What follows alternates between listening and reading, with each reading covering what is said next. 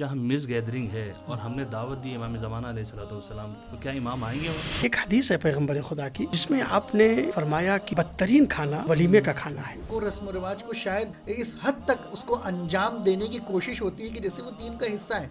کہیں پر ہمیں شریعت یاد نہیں آتی، لیکن جیسے ہی بات آتی ہے مہر کی وہاں کہتے ہیں جی مہر سنت.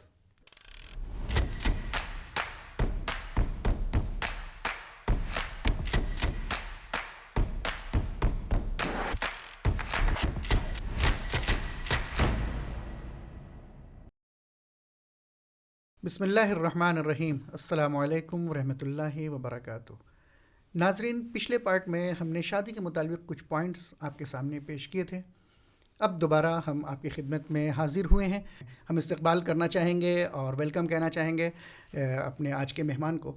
حجت الاسلام والمسلمین مولانا سید علی افضل زیدی صاحب کے آپ کا استقبال کرتے ہیں، اور دوسرے مہمان ہیں حجت الاسلام والمسلمین علی جناب مولانا سید احتشام حیدر رضوی صاحب کے. ہم ان کا آج کے پروگرام میں استقبال کرتے ہیں. تو آئیے ناظرین شروع کرتے ہیں آج کا پارٹ کے، جس میں ہم دوسرے اور بہت سارے اسپیکٹس ہیں جو شادی میں جن کا عمل دخل ہے اور جس کی وجہ سے ہماری اسلامی شادی اور غیر اسلامی شادی کے درمیان فرق ہوتا ہے. جب قبلہ ہم آج اپنے معاشرے میں یہ دیکھتے ہیں کہ جو رسم و رواج ہو رہے ہیں اور جن کو رسم و رواج کو شاید اس حد تک اس کو انجام دینے کی کوشش ہوتی ہے کہ جیسے وہ دین کا حصہ ہے. بسم اللہ الرحمن الرحیم وبہ نستعین. اسلام نے شادی کو آسان بنایا ہے بے شک، لیکن جو ہمارا معاشرہ ہے، ہمارا کلچر ہے، ہمارا ماحول ہے، اس کی وجہ سے جو ہے ہماری شادیوں میں بھی تاخیر ہو رہی ہے، اور جس کی وجہ سے جو ہے آپ دیکھیں کہ انسان جو ہے، جو شادی کا ایک سبب بھی ہے کہ انسان کو گناہ سے روکتا ہے، لیکن ہم یہ دیکھتے ہیں ہمارے معاشرے میں گناہ بھی ہو رہا ہے. اس کی وجہ کیا ہے؟ اس کی وجہ یہ ہے کہ شادی کو ہم نے اصل میں بہت مشکل بنا دیا ہے، اور ایسے رسم و رواج جو اسلام میں نہیں ہے ہم لے کر آ گئے. مثلا سب میں پہلے، جیسا کہ پہلے بھی ہم نے بیان کیا تھا کہ جی خرچہ شادی کا جو وہ بہت زیادہ ہوتا ہے، لیکن اسلام نے اس چیز کو ذکر نہیں ہے کہ خرچہ شادی کا جو اتنا ہونا چاہیے. یہ ہمارے معاشرے میں ہے. مثلا مہندی، اب اسلام میں کہاں یہ سلسلہ جو ہے وہ جی مہندی جائے گی، جی مہندی آئے گی، پھر اس پہ اوپر جو اتنا خرچہ ہے. تو معاف کیجیے گا، تو یہ مہندی جو ہے یہ خود ایک زینت میں شمار ہے اس کا، تو کیا اسلام زینت کے مخالف ہے؟ نہیں، اسلام زینت کے مخالف نہیں ہے. دیکھیں اسلام زینت کے لیے کہتا ہے. کس کے لیے؟ کس کے لیے؟ مراد یہ ہے کہ زینت کرے تو کس کے لیے؟ خاتون کے لیے کہا ہے کہ زینت کرے. ہاں، زینت کس کے لیے کرے؟ اپنے محرم کے لیے. اپنے محرم کے لیے کریں. ہمارے شادیوں میں کیا ہوتا ہے؟ ایک چیز جو ہے ہمارے معاشرے میں پائی جاتی ہے، جب مہندی ہوتی ہے، دوسری چیزیں ہوتی ہیں محرم نامحرم کا مسئلہ، یعنی مکس گیدرنگ. وہ بھی ہے مسئلہ کہ خصوصاً شادیاں مس گیدرنگ ہو رہی ہے. شریعت اس کی اجازت نہیں دیتی. اگر زینت کے لیے بھی اسلام نے کہا ہے تو شوہر کے لیے جو ہے انسان صرف شوہر کے لیے، یعنی وہ میک اپ کر سکتی ہے. اگر جو ہے دوسری خواتین جو ہماری میک اپ کرنا چاہتے ہیں تو کریں، اسلام نے منع نہیں کیا. باحجاب ہوں، پھر حجاب کرنا پڑے گا. مثلا مہندی ایک خاتون نے لگائی ہے، ٹھیک ہے، اب جب اسلام ہمیں کیا کرے؟ لگائیے، کوئی مسئلہ نہیں ہے، لیکن جو ہے اس میں بھی کچھ مسائل پیش آ جاتے ہیں. اب بعض اوقات ہمارے ہاں خواتین بھی یقیناً جو ہے اس کو سن رہی ہیں کہ بعض اوقات ہمارے جو مہندی لگائی جاتی ہے لیئرس والی لگائی جاتی ہے، جس میں جو ہے جرم ہوتی ہے. اب جب جرم ہوگی تو اب اس کا کیا مسئلہ آئے گا؟ وضو کا مسئلہ آئے گا، غسل کا مسئلہ آئے گا. وہ ایک ایسی لیئر ہوگی ہاں جو پانی جو جل تک نہیں پہنچ رہا. ایسی مہندی جو فقط رنگ چھوڑ کر چلی جائے، کوئی حرج نہیں لگائیے، لیکن اگر لگا لی ہے تو نامحرم سے آپ کو چھپانا پڑے گا. صحیح بات. دیکھیں اسلام منع نہیں کر رہا ہے زینت کو. اسلام نے تو آسانی پیش کی ہے کہ جی آپ جو ہیں وہ زینت کیجئے. کس کے لیے؟ اپنے شوہر کے لیے. یا جو آپ کے محرم ہیں جن سے پردہ مثلا واجب نہیں ہے، ان کے سامنے آپ جا سکتی ہیں. لیکن ہمارے ہاں ایک چیز، پہلی بات تو آئے اسلام نے کہا کہ مہندی کرو، جو ہمارے ہاں معاشرے میں وہ نہیں ہے. یعنی اس کو سخت طریقے سے کر دیا گیا ہے. اور پھر ہم یہ کہتے ہیں کہ یہ جی ہماری شادیوں میں برکت نہیں ہو رہی. ناظرین سے میں گزارش کروں گا اس کی طرف ضرور توجہ دیں کہ جی شادی میں برکت نہیں ہے. کئی ایسا تو نہیں ہے جو برکت کے پہلو تھے وہ ہم نے اٹھا لیے، ہم نے ختم کر دیے ہیں. مثلا ڈھول ڈھماکہ، ناچ گانا، جی ہاں ٹھیک ہے، یا دوسری چیزیں جو اسلام میں نہیں ہیں وہ ہم لے کر آ گئے ہیں، جس سے جو سبب اس بات کا ریزن بنی کہ وہ ہمارے یہاں برکت. بہرحال اگر اس زاویے سے دیکھا جائے تو قبلہ نے بہت یعنی اہم پوائنٹ کی طرف اشارہ کیا ہے. اسلام مکس گیدرنگ کی قطعاً اجازت نہیں دیتا. اور یہ شادی میں اس بات کا سبب بن رہی ہے بعض رسم کہ جو مکس گیدرنگ ہو رہی ہے. اس کے علاوہ بہت سارے اور زاویے ہو سکتے ہیں کہ جو اسلامی طریقے سے اس کو الگ کر رہے ہیں. یہ شادی کی محفل اور عقد کی محفل جو ہے وہ اتنی بابرکت ہے کہ روایت میں وارد ہوا ہے کہ وہ جگہیں جہاں دعا مستجاب ہوتی ہے جی ان بالکل میں سے ایک موقع ہے جی ہاں کہ جی جب نکاح ہوتا ہے. نکاح ہوتا ہے. آپ دیکھیں کہ رحمتوں کے دروازے کھلے ہوئے ہیں, بے شک. دعاؤں کی قبولیت کا دروازہ یہاں کھلا ہوا ہے. اتنی مقدس بزم, جی ہاں اتنی مقدس محفل جہاں رحمت الہی کا نزول ہو رہا ہے اور بندہ اپنے مناجات کر سکتا ہے خدا سے, اپنی دعا جو ہے پروردگار کی بارگاہ میں پیش کر سکتا ہے. خدا نہ کردہ کوئی ایسا کام نہ ہونا چاہیے کہ جس سے ہماری یہ برکت جو ہے وہ ختم ہو جائے. ہمارے معاشرے میں ایک چیز اور ہے کہ جب شادی ہو رہی ہوتی ہے تو جو شادی کا کارڈ ہے بعض جگہوں پہ علم کے پاس رکھ دیا جاتا ہے لے جا کے کہ ہم نے جی امام زمانہ کو جو دعوت دی ہے. اب میں ناظرین سے سوال کروں, جہاں مس گیدرنگ ہے اور ہم نے دعوت دی امام زمانہ علیہ الصلوۃ والسلام تو کیا امام آئیں گے وہاں؟ یا خود اس شادی کارڈ پہ لکھا جاتا ہے زیر سرپرستی امام زمانہ. اب آپ خود فیصلہ کریں نا, عوام فیصلہ کرے کہ واقعاً ایسی شادی بابرکت ہوگی. اب پھر جا کے جو وہ مولانا کے اوپر, جیسا کہ ہم نے پچھلی گفتگو میں کہا تھا کہ جی استخارہ اچھا آیا تھا, دیکھیے یہ ہم نے ہی خراب کر دیا, ہم نے خراب کر دیا شادی کو. تو اب ہم آتے ہیں خود اس گفتگو کے اوپر, یعنی مہر اور جہیز کے اوپر, کہ خود اس کا کیا کانسیپٹ ہے اسلام میں, مہر کا, جہیز کا, کس کا حق ہے, کس کے لیے ضروری ہے, کتنا ہونا چاہیے, اس کی مقدار کیا ہے. ظاہر ہے کہ وہ مہر جو ہے وہ ایک نکاح کی ضرورت ہے. مہر جو ہے وہ اسلام نے اس کو اس لیے معین کیا ہے تاکہ اندازہ ہو کہ یہ خاتون جو ہے وہ جو آپ کے گھر میں باپ کے گھر سے رخصت ہو کر آ رہی ہے زوجہ کی شکل میں, یہ کتنی باعظمت خاتون ہے کہ اس کے مقابلے پر اسلام نے مہر رکھا ہے. اور مہر سنت جو ہے, یہ جو مہر فاطمی کے نام سے مشہور ہے, اس کی مقدار بھی 500 درہم جو ہے وہ بیان کی گئی ہے.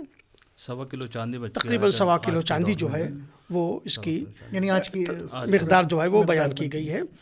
اور ائمہ معصومین علیہ السلام نے, ائمہ نے جو اپنا عقد کیا, اپنی شادی کی, وہاں بھی آپ نے یہ مہر جو ہے وہ معین کیا ہے. مہر فاطمی رسول اللہ صلی اللہ علیہ وسلم نے مشخص کیا تو وہی چل رہی تھی ائمہ کے زمانے ائمہ کے زمانے میں بھی وہی مہر کی جو ہے وہ مقدار تھی, اور اتنے ہی پہ مہر فاطمی کے اوپر جو ہے وہ عقد ہوتا تھا. لیکن اس میں دوسری روایت بھی ہمارے پاس موجود ہیں. پہلے تو ایک یہ کہ جب ہمارے ہاں شادی ہوتی ہے کہیں پر ہمیں شریعت یاد نہیں آتی, لیکن جیسے ہی ہم جو ہے عقد کرنے کے لیے جاتے ہیں اور بات آتی ہے مہر کی, وہاں کہتے ہیں جی مہر سنت, مہر فاطمی کی طرح. یعنی دیگر چیزوں میں ہم نے اہل بیت علیہ الصلوۃ والسلام کے, بہت معذرت کے ساتھ, کہ ہم نے اہل بیت علیہ الصلوۃ والسلام کو یا شریعت کو ایک طرف رکھ دیا, ادھر ہمیں یاد نہیں آئی ہے شریعت, لیکن جیسے ہی مہر کی بات ہے فوراً ہمیں جو شریعت جو وہ یاد آ جاتی ہے. یعنی گویا آپ یہی آپ کا کہنے کا یہ مقصد ہے کہ جو اور رسم و رواج ہم ادا کر رہے ہیں اس میں یہ نہیں دیکھتے کہ آیا ائمہ نے, ہمارے اہل بیت نے ان رسم و رواج کو انجام دیا تھا نہیں دیا تھا, لیکن یہاں فوراً یاد آ گیا. یعنی جس طریقے سے ہم مہر میں مہر فاطمی کے قائل ہیں, یا جس طریقے سے مہر سنتی جسے کہا جاتا ہے, اس کے لیے جو ہے ہم تک و دو کرتے ہیں کہ وہی ہونا چاہیے, اسی طریقے سے ہمیں پوری شادی میں شریعت کو جو ہے نگاہ میں رکھنا چاہیے. قرآن اور اہل بیت علیہ الصلوۃ والسلام نے ہمیں کیا کہا ہے اس کو مد نظر رکھ کے اگر ہم شادی کرتے ہیں تو یقین جانیے کہ شادی بہت آسان ہوگی. اور یہ جو آج کل ہمارے معاشرے میں گناہ ہو رہے ہیں اس سے بھی جو ہے ہم جو بچ سکتے ہیں. اور وہ لڑکے یا لڑکیاں جن کی عمریں نکل رہی ہیں فقط اسی وجہ سے ہمارے جو آج کل کلچر میں یا معاشرے میں پایا جاتا ہے, یہ تمام چیزیں جو ختم ہو سکتی ہیں اگر ہم قرآن و سنت کو اور شریعت کو جو ہے مد نظر رکھیں. اور جہاں تک قبلہ نے عرض کیا 1.25 کلو چاندی مہر فاطمی, لیکن ہمارے پاس جو ہے وہ روایات جو ہیں پیغمبر اکرم صلی اللہ علیہ وآلہ وسلم سے اور ائمہ طاہرین علیہ السلام سے موجود ہیں کہ جہاں پر یہ بیان کیا گیا ہے, پیغمبر فرماتے ہیں بہترین خواتین میری امت کی وہ ہیں جو خوش اخلاق اور جن کا مہریہ کم ہو. ایک روایت یہ بھی پائی جاتی ہے, دوسری روایت چھٹے امام سے پائی جاتی ہے, وہ کہتے ہیں کہ اس خاتون میں برکت ہے کہ جس کا مہر جو وہ کم ہو, سب سے کم ہو. جی ہاں, یعنی ایک مہر فاطمی بیان کر دیا گیا کہ اتنا ہونا چاہیے, لیکن دوسری طرف سے ہمارے پاس روایات موجود ہیں کہ مہر کم سے کم ہونا چاہیے. اور کہیں پر جو ہے ہمیں روایت میں یہ ملتا ہے جہاں پر دونوں طرفین جو وہ راضی ہو جائیں وہ جو ہے حق مہر جو آپ قرار دے سکتے ہیں. یعنی اس کا مطلب ہے کہ مہر اگر زیادہ بھی ہو جائے لیکن اگر طرفین یعنی دونوں پارٹی یعنی لڑکے والے لڑکی والے دونوں اگر راضی ہیں کسی ایک اماؤنٹ پر تو وہ جو ہے اس پر بھی مناہی نہیں ہے. یعنی بالکل ایسا ہی ہے. قبلہ پھر یہ جہیز کے سلسلے میں کہ کس طریقے سے ہمارے آخری نبی صلی اللہ علیہ وسلم نے اس کو کس طریقے سے جو ہے یعنی ڈیفائن کیا, یعنی اپنی امت کے لیے اور خود انتظام کیا حضرت فاطمہ الزہرا سلام اللہ علیہ کے لیے. دیکھیے یہ سوال بھی آپ کا بہت اچھا سوال ہے. اور جہیز یعنی وہ خاتون جو اپنے باپ کے گھر سے رخصت ہو کر شوہر کے گھر میں آ رہی ہے, اب ظاہر ہے کہ اس کی ذمہ داری جو ہے وہ شوہر کے اوپر ہے. جی اس کے نان و نفقہ کا انتظام, اس کے رہنے کا انتظام, اس کے لباس کا انتظام, تو یہ ذمہ داری جو ہے وہ شوہر کی ذمہ داری ہے, نہ لڑکی کے باپ کی ذمہ داری ہے. جب تک لڑکی باپ کے گھر میں تھی تو باپ کی ذمہ داری تھی ہمارا معاشرہ نان و نفقہ, لیکن لڑکی جب بیاہ کر شوہر کے گھر میں جا رہی ہے تو اب شوہر کی ذمہ داری ہے کہ اس کے نان و نفقہ کا اور اس کی ضروریات کا جو ہے وہ انتظام کرے. لہٰذا آپ دیکھیں جب صدیقہ طاہرہ کا عقد ہوا تو اس سے پہلے پیغمبر خدا نے امیر المومنین سے پوچھا کہ یا علی تمہارے پاس کیا ہے, مہر کے لیے کیا ہے. پیغمبر خدا نے جب یہ سوال کیا تو امیر المومنین نے فرمایا یا رسول اللہ میرے پاس زرہ ہے, میرے پاس تلوار ہے, میرے پاس اونٹ ہے جس کے ذریعے سے میں کام کرتا ہوں. پیغمبر خدا نے فرمایا کہ تلوار جو ہے وہ تمہارے لیے ضروری ہے, ایک مجاہد کے لیے تلوار کا ہونا ضروری ہے تاکہ تم راہ خدا میں جہاد کر سکو. اونٹ بھی تمہارے لیے ضروری ہے اس لیے کہ اونٹ کے ذریعے سے تم کسب معاش کرو, لیکن زرہ جو ہے تم اسے فروخت کر دو. روایت میں ملتا ہے کہ مولا کائنات نے زرہ فروخت کی اور اسی زرہ کو فروخت کرنے کے بعد آپ نے اسی پیسے کو لا کر پیغمبر خدا کو دیا. پیغمبر خدا نے اس پیسے کو 3 حصوں میں تقسیم کیا. ایک حصے میں آپ نے جہیز کا انتظام کیا, دوسرے حصے میں آپ نے اس سے جو ہے خوشبو کا انتظام کیا. سبحان اللہ. تو ہم یہ دیکھتے ہیں کہ سیرت اہل بیت میں جہیز کا جو تصور ہے وہ لڑکے والے کی طرف سے ہے. ہے. ہمارے معاشرے میں کیا ہے؟ ہمارے معاشرے میں البتہ یہ بھی ایک المیہ ہے. یہ ہمارے دیکھیے جو چیز المیہ بنے گی وہ یہ ہے کہ اگر اس کار خیر میں دوسرے لوگ بھی حصہ لینا چاہتے ہیں, مثلا ایک دولہا دلہن جو اپنا گھر جو ہے وہ بسانا چاہتے ہیں, اب اگر لڑکے کے باپ کے پاس بھی ہے لڑکی کے باپ کے پاس بھی ہے تو اگر وہ تعاون کرتے ہیں, کچھ ہدیہ دیتے ہیں, گفٹ دیتے ہیں, تو یہ کوئی بری چیز نہیں ہے بلکہ ایک اچھی چیز ہے کہ ایک خانوادہ کی تشکیل ہوگی, ایک گھر جو ہے وہ بسے گا اور اس میں باپ کا بھی سپورٹ ہو اور دونوں طرف سے مثلا سپورٹ ہو. تو آپ کی بات میں تھوڑا سا اضافہ کرتا چلوں کہ جس طریقے سے آپ نے بیان کیا مولا کائنات کی جو شادی اور عقد و جناب سیدہ سے, اور دوسری طرف سے جو ہم یہ دیکھتے ہیں کہ ہمارے معاشرے میں جہیز لڑکی والوں کے ہی جو ہے ذمہ لگا دیا جاتا ہے. اسلام نے کہا یہ مرد کے نان و نفقہ پہلے باپ کے پاس تھی, لڑکی اس کی ذمہ داری تھی باپ کی, اب شوہر کے گھر آ رہی ہے تو شوہر کی ذمہ داری ہے ساری کرنے کی. ہاں یہ چیز جو آپ نے بیان کی اب لڑکے والوں کے پاس اگر ہے تو اپنی حیثیت کے مطابق جو دینا چاہیں دے. اب اس میں بھی بہرحال بہت سارے مسائل جو وہ آ سکتے ہیں. اب لڑکی جو اپنے باپ کے گھر سے ہدایہ لے کر آ رہی ہے اور لڑکے کے گھر کس کی ملکیت ہے؟ وہ خود لڑکی کی ملکیت ہے. لیکن ہمارے معاشرے میں کیا ہوتا ہے وہ قابل قابل جو ہے شوہر ہو جاتا ہے, گویا کہ یہ ہماری ملکیت ہو گئی. لیکن ایسا نہیں ہے, اگر لڑکی راضی نہ ہو تو شوہر جو ہے وہ اس میں تصرف نہیں کر سکتا, اس کو استعمال نہیں کر سکتا. جیسے ہمارے بعض جگہوں پہ دیکھا گیا ہے کہ لڑکی جو ہے مثلا سونا گھر سے لے کر آئی, جیسے ضرورت پیش آئی شوہر نے خاموشی کے ساتھ جو ہے بیوی کا جو ہے زیور نکالا اور بیچ کر آ گیا, اور زوجہ راضی نہیں ہے. شریعت چیز کی اجازت نہیں دیتی کیونکہ ملکیت شوہر کی نہیں ہے. ہمارے معاشرے میں بالکل اپوزٹ ہے یہ چیز یہ کام کہ جو ہے مثلا جو جہیز لڑکی لے کر آئی, لڑکا یہ سمجھتا ہے میری ملکیت ہو گئی ہے. ایسا نہیں ہے, لڑکی کی ملکیت ہے, لڑکی کی ملکیت میں ہی رہ گئی.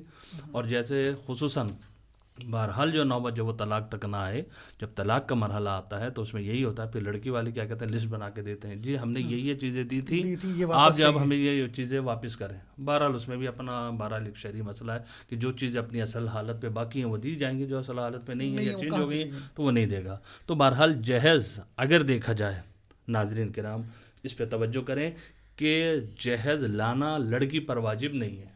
یہ پیغام رہا، یہ پیغام اسلام کا پیغام، جی، اسلام کا کا اصول پیغام یہ ہے۔ اور ناظرین کو ساتھ ساتھ یہ بھی بتا دیں کہ اسلام میں جو شادی اور جہیز کا ذکر کیا گیا ہے کہ ایسا نہ ہو کہ ہم جہیز کو اتنا زیادہ کر دیں تو ایک غریب باپ جو بیچارہ جو وہ شادی ہی اپنی بیٹی کی نہ کر سکے، یا جس طریقے سے ہے کہ جو شادی اگر کرنی ہے تو مثلاً جو ہے ایک سیٹ تو زیور کا دینا ہے، دینا ہی دینا ہے۔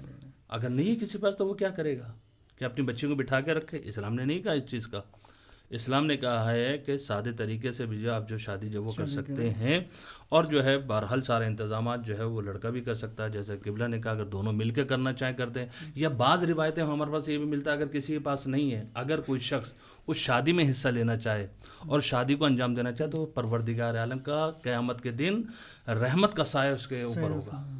بعض روایات میں جو ہے یہ بھی جو ہے ذکر کیا گیا ہے۔ تو بہرحال ان چیزوں کی طرف جو ہمیں توجہ کرنی پڑے گی کہ شادی کو آسان سے آسان بنایا جائے، اور جو شریعت اور اسلام نے ہمیں بیان کیا اس پر ہم عمل کریں۔ صرف آخری میں ہم یہ جاننا چاہیں گے کہ جو ولیمے کا کانسیپٹ ہے، یعنی عقد کے بعد، رخصتی کے بعد اب یہ تیسرا مرحلہ آتا ہے ولیمے کا، کیا کانسیپٹ ہے اسلام نے اس کا بیان کیا ہے؟ دیکھیے، خود ولیمہ کرنا جو ہے یہ مستحب ہے جی، اور اس کا ثواب ہے۔ حدیث میں وارد ہوا ہے کہ 5 مقامات ایسے ہیں جہاں ولیمہ جو ہے وہ مستحب ہے۔ مثلا انسان حج کر کے واپس آیا ہے تو یہاں جو ہے وہ اپنی خوشی میں دوسروں کو بھی شریک کرے، ولیمہ کرے، مومنین کو مدعو کرے، دعوت کرے، کھانا کھلائے۔ یا انسان نے نیا گھر بنا لیا ہے، نیا مکان بنا لیا ہے تو وہاں جو ہے وہ انسان ولیمہ کرے۔ ختنہ ہے، عقیقہ ہے، اور اسی طریقے سے نکاح ہے۔ نکاح کے بعد جو ہے وہ ولیمہ کرنا جو ہے وہ مستحب ہے، یا نکاح کے موقع کے اوپر ولیمہ کرنا مستحب ہے۔ لہٰذا اس کا ثواب بھی بہت ہے، مومنین کو کھانا کھلانا، اطعام کرنا۔ لیکن ایک حدیث ہے پیغمبر خدا کی جس میں آپ نے فرمایا کہ شر الطعام طعام الولیمہ، بدترین کھانا ولیمے کا کھانا ہے۔ کیوں؟ اس لیے کہ اس میں بھوکے لوگوں کو روک دیا جاتا ہے، اور اس میں ان لوگوں کو دعوت دی جاتی ہے جن کا پیٹ بھرا ہوتا ہے۔ پہلے سے بھرا ہوتا ہے۔ آپ دیکھیے ہمارے معاشرے میں، ہمارے سماج میں بڑی بڑی شادیاں ہوتی ہیں، بڑے بڑے میرج ہال جو ہے بک کیے جاتے ہیں، ہوٹل بک کیے جاتے ہیں، لیکن غریب رشتہ داروں کو انسان کبھی کبھی دعوت دیتے ہوئے جو ہے وہ تکلف محسوس کرتا ہے کہ یہ ہمارا اسٹیٹس، تو ہماری شان جو ہے وہ شان کے خلاف ہے، یا غریبوں کو روکنے کے لیے دروازے پر آدمی کھڑے کر دیے جاتے ہیں۔ پیغمبر خدا فرماتے ہیں یہ بدترین ولیمہ ہے۔ یا ان کو بلایا بھی جاتا ہے تو الگ ان کا انتظام کیا جاتا ہے۔ ہاں، اب آپ یہ دیکھیے کہ جو پیٹ بھرے لوگ ہیں ان کو آپ نے بلا لیا تو کون سا کمال کیا، لیکن واقعی جو بھوکے ہیں، واقعی جو اس کھانے کے مستحق ہیں، ان کے لیے آدمی جو ہے دروازے پہ کھڑے کر دیے جاتے ہیں کہ فقیر نہ آنے پائے، کوئی غریب آدمی نہ آنے پائے۔ میں اس میں تھوڑا اور اضافہ کر دوں کہ ولیمہ، کیونکہ شادی بالکل آسان طریقے سے شریعت نے جو بیان کی ہے، اگر ہمارے ہاں کیا ہوتا ہے کم از کم اور چیزوں کو چھوڑتے ہوئے 2 جو ہے پروگرام ضرور ہوتے ہیں، ایک شادی کا جی جس میں کھانا دیا جاتا ہے، ہاں، عقد والا اور کھانا، ایک جو ہے ولیمے کا کھانا۔ جی ہاں، 2 کھانے ہوتے ہیں، 2 کھانے ہوتے ہیں، اور اس میں ٹائم بھی خرچ ہوتا ہے ہمارا، ظاہر سی بات ہے، پیسہ بھی ہمارا خرچ ہوتا ہے، جی بے شک، اور جو ہے پھر دعوتیں بھی جو خرچہ وغیرہ ساری چیزیں جو وہ ہوتی ہیں۔ لیکن اگر اس کو آسان طریقے سے کر دیا جائے جیسے کہ پیغمبر نے بھی کیا تھا کیا بات کہ ہے، سبحان اللہ، دونوں لڑکا اور لڑکی والے مل کر ایک ہی پروگرام کر لیں، جی عقد نکاح ہو گیا، اب نکاح کا کھانا جو ہے والدین کی طرف سے ہو گیا، اور ولیمے کا کھانا کیا شوہر کی طرف سے، ایک پروگرام ہو جائے، یعنی ایک ہی پروگرام رہے، کھانا ایک ہی رہے، جی کھانا ایک رہے، ہال ایک ہی رہے، مہمان ایک ہی دو رہے، رہیں گے وہ، ہاں بھئی نام 2 چیزوں ہو جائے گا، یعنی عقد کا بھی، نکاح کا بھی، اور ولیمے کا بھی۔ اب اس میں دیکھیں کتنا ہمارا فائدہ ہو رہا ہے۔ ایک مثلاً جو لڑکی والے نے جو ہے ہال بک کرایا، گرے سے گرا لے لیجیے، 1 لاکھ تو تو دیا، روپیہ تو دیا، اب لڑکے والوں نے بھی کیا، ان کا بھی 1 لاکھ روپیہ چلا گیا، ایسے ہی ہے، پھر کھانے کا بھی خرچہ۔ اگر ان دونوں کو ملا دیا جائے، وہی جو ہے آپ جو ہے ایک ہال جو بک کریں تھوڑا سا بڑا کر لیں، 2 لاکھ کی جگہ آپ کا 1.25 لاکھ 1.5 لاکھ خرچہ ہو سکتا ہے، کھانے کا آپ کا خرچہ بچ جائے گا۔ پھر ہمارے ہاں جو ایک رسم جو ہے وہ کہ خواتین کے جو لباس ہوتے ہیں تو 2 لباس چاہیے، اب 1 لباس کی ضرورت ہوگی، کتنا وقت بچ جائے گا ہمارا۔ تو یہ بالکل آپ کی بات بالکل صحیح ہے، لیکن جب ایک محلے میں شادی ہو رہی ہو، ایک شہر میں شادی ہو رہی ہو، تب تو یہاں بالکل ہے کہ ایک ہی شادی میں کر سکتے ہیں، لیکن اگر دوسرے شہر سے بارات آ رہی ہے، دوسرے شہر میں شادی ہو رہی ہے، تو وہاں جو ہے وہ ولیمہ کرے گا انسان جو ہے۔ اس میں بھی جو ہے شریعت نے کیا کہ ولیمہ جیسا کہ آپ نے کہا کہ جو ہے طعام دینا ہے، بہرحال ان مومنین کو بھی کھانا کھلایا جائے کھانا کھلایا جائے جو اس کے قریبی ہیں، اس کے شہر کے لوگ ہیں، اس کے محلے کے لوگ ہیں. لیکن جس طریقے شادی میں دور دراز سے لوگ آتے ہیں، مثلا آپ کے بالفرض ہندوستان میں یا ہمارے پاکستان میں شادی ہو رہی ہے، کوئی امریکہ سے آ رہا ہے، کوئی آسٹریلیا سے آ رہا ہے، تو اگر جب ولیمہ کریں گے تو کیا وہ نہیں آئیں گے؟ اگر بلائیں گے آنے والے آئیں گے. یا محلے والے پڑوسی جو ہیں ان کو آپ جو دعوت دیں، اگر بالفرض کرنا چاہتے ہیں تو گھر میں ایک مختصر پروگرام بھی رکھ سکتے ہیں. یعنی اسلام کو نے جو ہمیں راستے دیے اس پر اگر ہم عمل کر لیں تو ہماری شادی بالکل آسان ہو سکتی ہیں. سب جگہ نہیں، لیکن بعض جگہ کیا جا سکتا ہے اس کو، اور دھیرے دھیرے اس کو اپنے معاشرے میں اس کو جگہ دی جا سکتی ہے. شریعت نے اس کی اجازت دی ہے، اگر دی ہے تو بہرحال تو آسان رائے حل جو ہے مومنین کرام کو جو ہم بیان کریں، تاکہ جو ہے وہ بچیاں جو والدین فقط اس وجہ سے بچیوں کو بٹھا کر بیٹھے ہوئے ہیں کہ ہم شادی کا خرچہ کیسے برداشت کریں، کیسے کریں گے، کہاں سے لے کر آئیں گے، کیا ہوگا. بچیوں کی شادی نہیں ہو رہی ہے فقط کس وجہ سے ہمارے معاشرے نے اور ہمارے ماحول نے جو ایک جو شادی بتا دی کہ شادی یعنی یہ.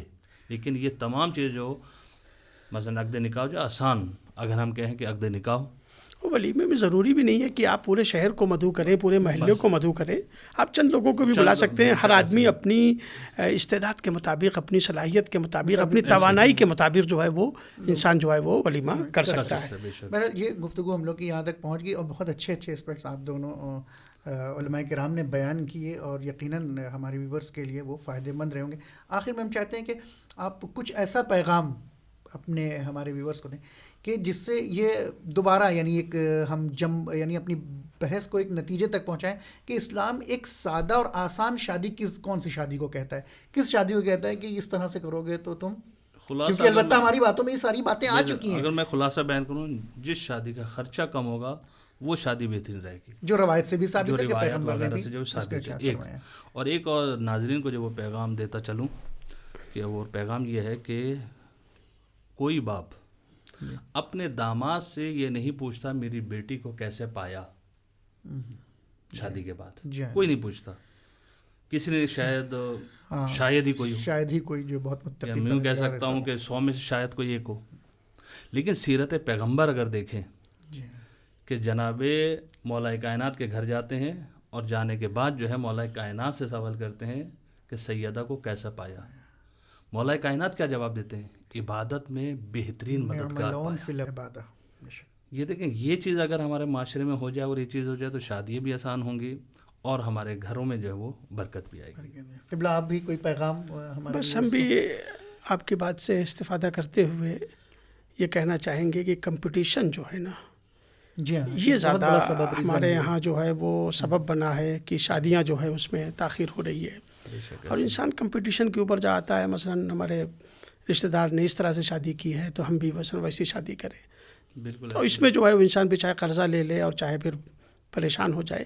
یہ چیز جو ہے وہ نہیں ہونی چاہیے. کمپٹیشن نہ کریں، بلکہ یہ ایک مقدس عبادت ہے، یہ ایک مقدس رشتہ ہے، یہ بندگی پروردگار ہے، اللہ کے تقرب کا ذریعہ ہے.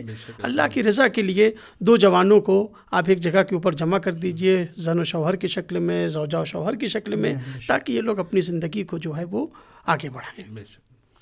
سبحان اللہ. بہت شکریہ قبلہ دونوں علماء کرام کا، بہت مہربانی کہ آپ لوگ نے اپنا قیمتی وقت نکالا اور اس پروگرام میں آئے اور ان تمام چیزوں کو بیان کیا، تمام پوائنٹس کو بیان کیا کہ جس کے ذریعے سے ایک بہت بڑا کانسیپٹ یہاں پر حل ہو گیا، کلیئر ہو گیا کہ اسلام شادی جیسے مقدس اور پاکیزہ عمل کو ہمارے لیے یعنی اپنے بندوں کے لیے آسان بنانا چاہتا ہے، اس میں مشکلات پیدا نہیں کرنا چاہتا. آج کا ہمارا یہ پروگرام آپ کو کیسا لگا کمنٹس میں ضرور بتائیے گا. انشاءاللہ دوسرے پروگرام میں آپ سے دوبارہ ملیں گے. تب تک کے لیے خدا حافظ، فی امان اللہ.